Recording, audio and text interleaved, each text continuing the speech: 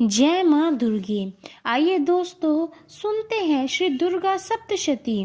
दुर्गा चालीसा के 13 अध्याय हैं और आज के इस वीडियो में हम सुनने जा रहे हैं पहला और दूसरा अध्याय। महिषवृषा ऋषि मार्कंडेय जी का राजा सूरत और समाधि को देवी की महिमा बताना। महर्षि मार्कंडेय जी बोले, सूर्य के पुत्र साविणी की उत्पत्ति की तथा विस्तार पूर्वक कहता हूँ, सुनो। साविणी महामाया की कृपा से जिस प्रकार मनवंतर के स्वामी हुए, उसका हाल भी सुनो। पहले सर्वोच्चिश नामक मनवंतर में चैत्रवंशी सूरत नाम के एक राजा थे। सारी पृथ्वी पर उनका राज्य था। वह प्रजा को अपने पुत्र के समान मानते थे, तो भी कोला विध्वंसी राजा ने उनको अपना शत्रु बना लिया। दुष्टों को दंड देने वाले राजा सूरत की उनके साथ लड़ाई हुई। कोला विध्वंसियों के संख्या में कम होने पर भी राजा सूरत युद्ध में उनसे हार गए। तब वह अपने नगर में आ गए। केवल अपने देश का राज्य ही उनके पास रह गया और वह उसी देश के राजा होकर राज्य करने लगे, किंतु उनके शत्रुओं ने उन पर वहां भी आक्रमण कर दिया। राजा को बलहीन देखकर उनके दुष्ट मंत्रियों ने राजा की सेना और खजाना अपने अधिकार में कर लिया। राजा सूरत अपने राज्य अधिकार को हार कर शिकार खेलने के लिए बाहर घोड़े पर सवार होकर वहां से एक भयंकर वन की ओर चले गए। वन में उन्होंने महर्षि मेधा का आश्रम देखा। वहां महर्षि मेधा अपने शिष्यों तथा मुनियों से सुशोभित बैठे हुए थे और वहां कितने ही हिंसक जीव परम शांति के भाव से रहते थे। राजा सूरत ने महर्षि मेधा को प्रणाम किया और महर्षि मेधा ने भी उनका उचित सत्कार किया। राजा सूरत महर्षि के आश्रम में कुछ समय तक ठहरे। अपने नगर की ममता के आकर्षण से राजा अपने मन में सोचने लगे, पूर्व काल में पूर्वजों ने जिस नगर का पालन किया था, आज वह मेरे हाथ से निकल गया। मेरे दुष्ट एवं दुर्मात्मा मंत्री ने नगर की अपधर्म से रक्षा की होगी या नहीं। मेरे प्रधान हाथी, जो कि सदा मद की वर्षा करने वाला और शूरवीर था, मेरे वैरियों के वश में होकर ना जाने क्या दुख भोग रहा होगा।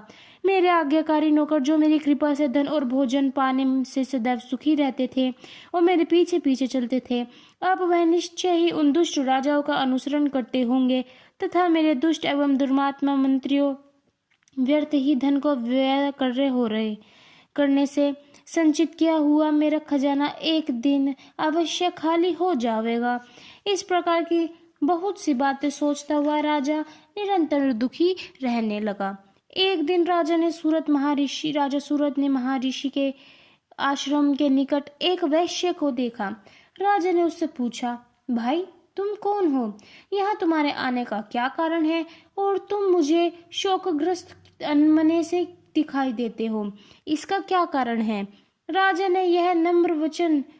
के यह नम्र वचन सुनकर वैश्य ने महाराज सूरत को प्रणाम करके कहा। वैश्य बोला, राजन, मेरा नाम समाधि है। मैं धनियों के कुल में उत्पन्न एक वैश्य हूँ। मेरे दुष्ट स्त्री पुत्र आदिकों ने लोभ में मेरा सब कुछ छीन लिया और मुझे घर से निकाल दिया। मैं इस तरह से दुखी होकर इस वन में चला आया हूँ और यहाँ रहता हूँ। मैं इस बात को भी नहीं जानता कि अब घर में इस समय सब कुशल है या नहीं। यहाँ मैं अपने परिवार का आचरण संबंधी कोई समाचार भी नहीं पा सकता कि वह घर में इस समय कुशल पूर्वक है या नहीं। मैं अपने पुत्रों के संबंध में यह भी नहीं जानता कि वह सदाचारी है या दुराचार में फंसे हुए हैं। राजा बोले, जिस धन के लोभी स्त्री पुत्रों ने तुम्हें घर से निकाल दिया, फिर भी तुम्हारा चित्त उनसे प्रेम क्यों करता है? वैश्य ने कहा, मेरे विषय में आपका ऐसा कहना ठीक है, किंतु मेरा मन क्रोधी नहीं है, न ही कठोर है। यद्यपि उन्होंने धन के लोभ में पड़कर पितृ स्नेह को त्याग कर मुझे घर से बाहर निकाल दिया, तो भी मेरे मन में उनके लिए कठोरता नहीं आती। हे महामते, मेरा मन फिर भी उनमें क्यों फंस रहा है? इस बात को जानते हुए कि भी मैं नहीं जान रहा मेरा चित्त उनके लिए दुखी क्यों है। मैं उनके लिए लंबी लंबी सांसें ले रहा हूँ। उन लोगों में प्रेम नाम को भी नहीं है, फिर भी ऐसे निस्नेहियों के लिए मेरा हृदय कठोर क्यों नहीं होता? महर्षि मार्कंडेय जी ने कहा, ब्राह्मण। इसके पश्चात महाराज सूरत और वैश्य दोनों महर्षि के समीप गए। उनके साथ यथा योग न्याय संभाषण करके दोनों ने वार्ता आरंभ की। राजा बोले, हे भगवान, मैं आपसे एक बात पूछना चाहता हूँ। सो आप कृपा कर मुझे बताएं, मेरा मन में अधीन नहीं है, इससे मैं बहुत दुखी हूँ। राज्य धन आदि की चिंता अभी तक मुझ में बनी हुई है। मेरी यह ममता अज्ञानियों की तरह बढ़ती जा रही है और यह समाधि नामक वैश्य भी अपने घर से अपमानित होकर आया है। इसके स्वजनों ने भी इसका त्याग कर दिया है। स्वजनों से त्यागा हुआ भी यह उनके हार्दिक प्रेम के बंधन में फंसा हुआ है। इस तरह हम दोनों ही दुखी हैं। हे भाग महाभाग, उन लोगों के अवगुणों को देखकर भी हम दोनों के मन में उनके लिए ममता जनित आकर्षण उत्पन्न हो रहा है। हमारे ज्ञान रहते हुए भी ऐसा क्यों हो रहा है? अज्ञानी मनुष्यों की तरह हम दोनों में यह सहमूर्खता क्यों है? महर्षि मेधा ने कहा, विषम मार्ग का ज्ञान सब जंतुओं को है। सबों के लिए विषय पर पृथक पृथक होते हैं। कुछ प्राणी दिन में नहीं देखते और कुछ रात को, परंतु कई जीव ऐसे हैं जो दिन तथा दोनों रात में देख सकते हैं। यह सत्य है कि मनुष्य में ज्ञान प्रधान है, किंतु केवल मनुष्य ही ज्ञानी नहीं होता। पशु पक्षी आदि भी ज्ञान रखते हैं। जैसे ये पशु पक्षी ज्ञानी है, वैसे ही मनुष्यों का ज्ञान है, और जो ज्ञान मनुष्य में है वैसे ही पशु पक्षियों में है, तथा अन्य बातों में भी दोनों में एक जैसी ही पाई जाती है। ज्ञान होने पर भी इन पक्षियों की ओर देखो कि अपने भूखे से पीड़ित बच्चों की चोंच में कितने प्रेम से अन्नदान डालते हैं। हे राजन, ऐसे ही मनुष्य में अपने संतान के प्रति प्रेम रहता है। लोभ के कारण अपने उपकार का बदला पाने के लिए मनुष्य पुत्रों की इच्छा रखते हैं और इस प्रकार मोह के गड्ढे में गिर जाते हैं। भगवान श्री हरि जी की जो माया है, उससे यह संसार मोहित हो रहा है। इसमें आश्चर्य की बात नहीं, क्योंकि वह भगवान विष्णु की योग निंद्रा है। यह माया ही तो है जिसके कारण संसार मोह में जकड़ा हुआ है। यही महामाया भगवती देवी ज्ञानियों के चित्त को बलपूर्वक खींचकर मोह में डाल देती है और उसी के द्वारा संपूर्ण जगत की उत्पत्ति होती है। यही भगवती देवी प्रसन्न होकर मनुष्य को मुक्ति प्रदान करती है। यही संसार के बंधन का कारण है तथा संपूर्ण ईश्वरों की स्वामिनी है। महाराज सूरथ ने पूछा, वह देवी कौन सी है जिसको आप महामाया कहते हैं? हे ब्राह्मण, वह कैसे उत्पन्न हुई? उनका क्या कार्य है? उनके चरित्र में कौन कौन से बल है? हे प्रभो, उसका जैसा प्रभाव हो, जैसा स्वरूप हो, वह सब ही कृपा करके मुझसे कहिए, मैं आपसे सुनना चाहता हूँ। महर्षि मेधा बोले, राजन, वह देवी तो नित्य स्वरूपा है। उनके द्वार यह संसार रचा हुआ है, तब भी उनकी उत्पत्ति अनेक प्रकार से होती है। वह सब आप मुझे सुनाइए। वह देवताओं को कार्य सिद्ध करने के लिए प्रकट होती है, उस समय वह उत्पन्न हुई कहलाती है। संसार को जलमय करके वह जब भगवान विष्णु योग निंद्र का आश्रय लेकर शेष शैया पर सो रहे थे, तब मधुकैटक नामक के दो असुर उनके कानों के मेल से प्रकट हुए और वह ब्रह्मा जी को मारने के लिए तैयार हो गए। श्री ब्रह्मा जी ने जब उन दोनों को अपनी ओर आते हुए देखा और वह भी देखा कि भगवान विष्णु योग निंद्रा का आश्रय लेकर सो रहे हैं, तब वह उस समय श्री भगवान विष्णु के जागने के लिए उनके नेत्रों में निवास करने वाली योग निंद्रा की स्तुति करने लगे। श्री ब्रह्मा जी ने कहा, हे देवी, तुम ही स्वाहा, तुम ही स्वधा और तुम ही वष्टकार हो। स्वर भी तुम्हारा ही स्वरूप है। तुम ही जीवन देने वाली सुधा हो। नित्य अक्षर प्रवर्ण के में आकार उकार मकार, इन तीनों में माताओं के रूप में तुम ही तो हो। उनके अतिरिक्त जो बिंदुपत अर्ध मात्रा है, जिसका कि विशेष रूप से उच्चारण नहीं किया जा सकता, हे देवी, वह भी तुम ही हो। हे देवी, संध्या सावित्री तथा परम जननी ही तुम हो। तुम ही इस विश्व को धारण करने वाली हो। तुमने ही इस जगत की रचना की है और तुम ही इस जगत का पालन करने वाली हो, और तुम ही कल्प के अंत में सबका भक्षण कर सकती हो।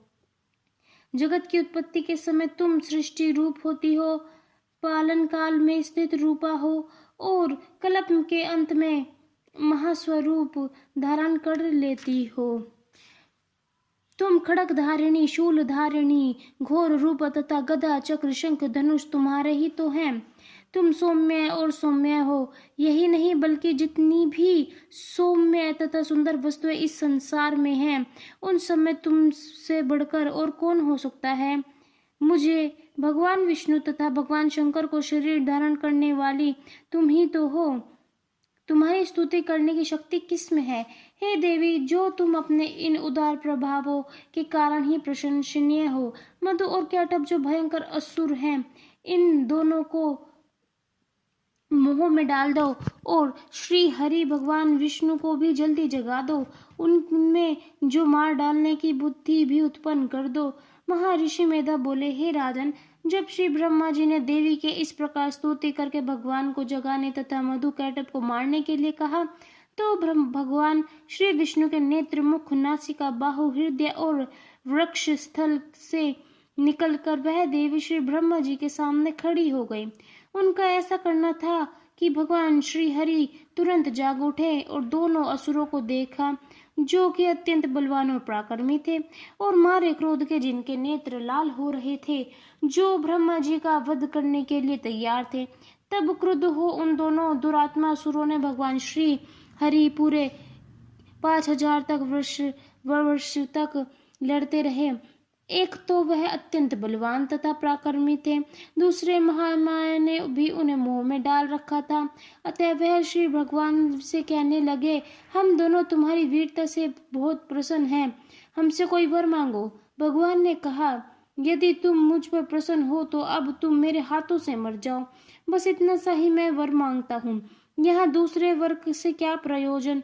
महर्षि मेधा बोले, इस तरह से जब वह धोखे में आ गए और चारों ओर जल ही जल देखा, तो भगवान श्री हरि कहने लगे, जहाँ पर जल ना हो, सूखी जमीन हो, उसी पर हमारा वध किया जाए। वह भगवान श्री हरि से कहते हुए महर्षि कहते हैं, तथास्तु कहकर भगवान श्री हरि ने उन दोनों को अपनी जांघ पर लिटाकर दोनों के सर काट डाले। इस तरह से देवी श्री ब्रह्मा जी की स्तुति करने पर प्रकट हुई थी। तो चलिए दोस्तों, सुनते हैं दूसरा अध्याय। महर्षि मेधा बोले, प्राचीन काल में देवता और असुरों में पूरे 100 वर्षों तक घोर युद्ध हुआ था। उनमें असुरों का स्वामी महिषासुर था और देवराज इंद्र देवताओं के नायक थे। इस युद्ध में देवताओं की सेना परास्त हो गई थी और इस प्रकार संपूर्ण देवताओं को जीतकर महिषासुर इंद्र बन बैठा था। युद्ध के पश्चात हारे हुए देवता प्रजापति श्री ब्रह्मा जी को साथ लेकर उस स्थान पर पहुंचे जहां पर श्री भगवान शंकर विराजमान थे। देवताओं ने अपनी हार का सारा वृत्तांत भगवान श्री हरि, विष्णु और शंकर जी से सुनाया।